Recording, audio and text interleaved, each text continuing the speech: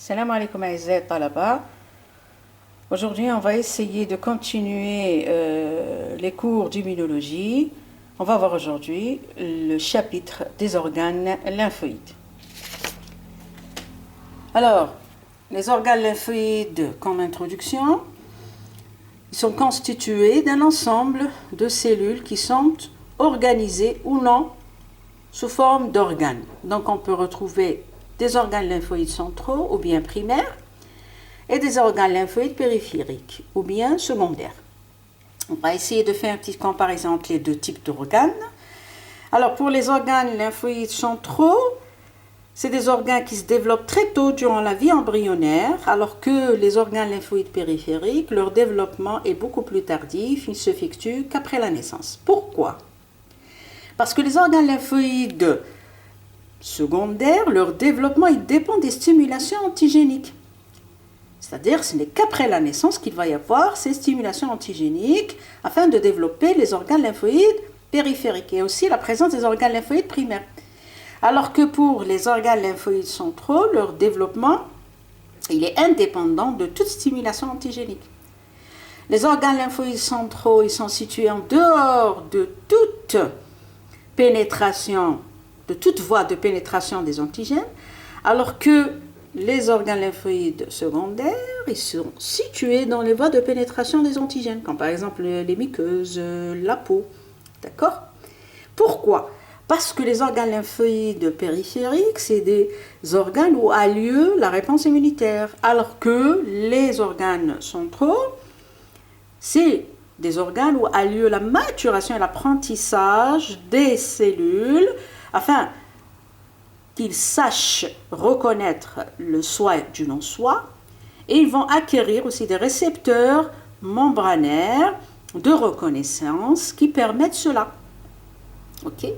Donc, ici, on a un schéma qui rassemble les différents types d'organes lymphoïdes, que ce soit primaires ou secondaires. Alors, pour les organes primaires, on a le thymus et la moelle osseuse. Ce sont deux organes qui assurent la maturation des lymphocytes. Pour le thymus, il assure la maturation des lymphocytes T. Pour la moelle osseuse, elle assure la maturation des lymphocytes B. Pour les organes lymphoïdes périphériques, on a les organes capsulés comme les ganglions qui se situent au niveau des bifurcations des vaisseaux lymphatiques, et on a aussi la rate qui est située à côté de l'estomac.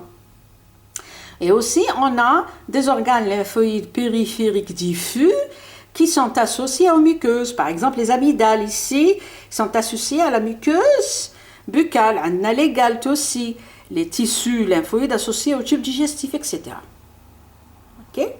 Pour les oiseaux, la bourse de Fabricius, c'est un organe lymphoïde primaire qui assure la maturation des lymphocytes B. Okay?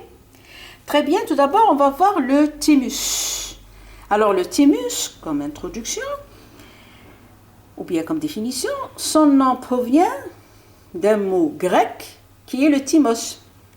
Alors, thymos, c'est un mot qui signifie l'âme ou bien l'esprit.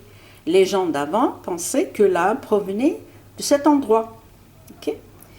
Très bien, donc, le thymus il se situe au niveau de la partie supérieure du médiastin, à la base du cou. Voilà, on l'a vu au niveau du schéma. Le thymus il se situe à la base du cou. Okay? Donc c'est un organe bilobé. Chaque lobe se subdivise en lobules. Les lobules délimitent plusieurs zones, la zone corticale, la zone corticomédulaire et la zone médulaire. Okay? On va voir sur le schéma. Voilà. Alors, le thymus, donc c'est un organe bilobé, un lobe, le deuxième lobe. Donc c'est un organe capsulé. Donc la capsule est formée de tissu conjonctif. Ce tissu conjonctif, il va émettre des travées à l'intérieur du lobe pour délimiter plusieurs lobules. Ok? Donc chaque lobule, avec un fort grossissement, elle se subdivise en une zone corticale, ok, une zone corticomédulaire et une zone médulaire. Ok? Donc, qu'est-ce qu'on observe au niveau de cette coupe histologique du thymus, on observe que la distribution des différents types de cellules, elle n'est pas homogène. Par exemple, si on prend les thymocytes, ils se retrouvent en grande quantité au niveau de la zone corticale par rapport à la zone médulaire. Par exemple, si on prend les cellules nourricières, celles qui ont une forme en étoile, et cette forme, elle est due beaucoup plus à des extensions cytoplasmiques afin d'assurer la maturation et le développement des thymocytes.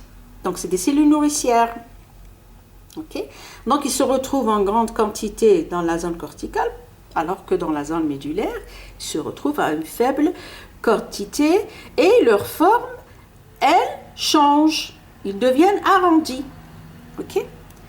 Zid, qu'est-ce qu'on retrouve aussi comme cellules? On retrouve que les macrophages et les cellules dendritiques sont en faible quantité dans la zone corticale par rapport à la zone médulaire.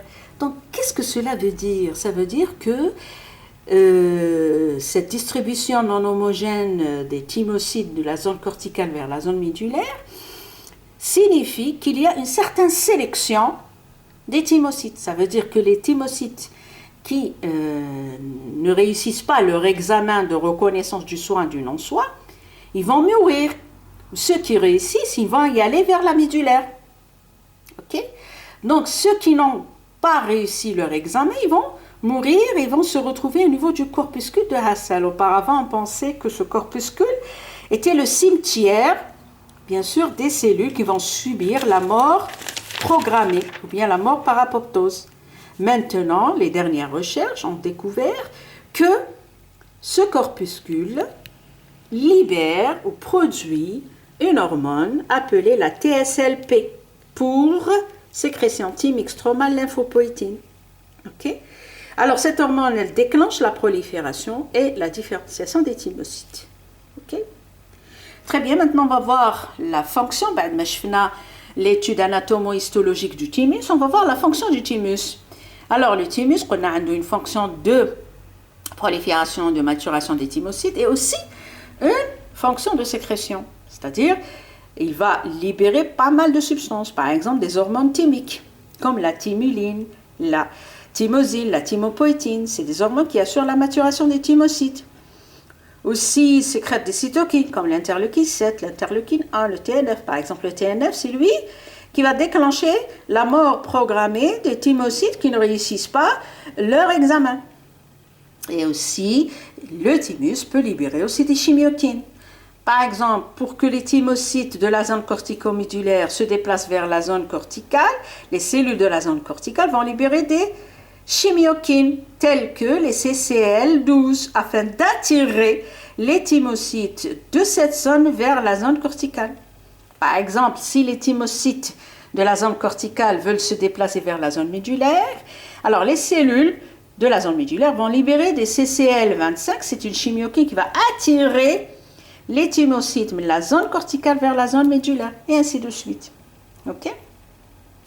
Maintenant, après les fonctions, on va voir l'involution du thymus. J'ai un schéma qui nous montre, voilà, l'évolution du thymus en fonction de l'âge. Alors, au niveau des axes, on a le poids du thymus et l'axe des X, on a l'âge de la personne.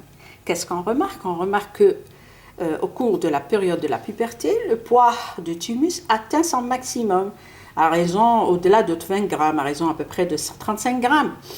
Mais vers l'âge sénescent, c'est-à-dire au vieillissement, le poids chute. Par exemple, pour les personnes de 70 ans, ils ont un poids à peu près de thymus qui est de 6 grammes, par exemple. Qu'est-ce qu'on remarque aussi? Que le parenchyme au niveau de la zone médulaire et corticale, il est plus important au jeune âge par rapport à l'âge sénescent, c'est-à-dire au vieillissement. Donc, ce parenchyme épithélial sera remplacé par du tissu adipeux. Ok? Très bien, on a terminé avec le tissu ou bien le thymus. Par la suite, on va voir la moelle osseuse, le deuxième organe central qui assure la maturation des lymphocytes B.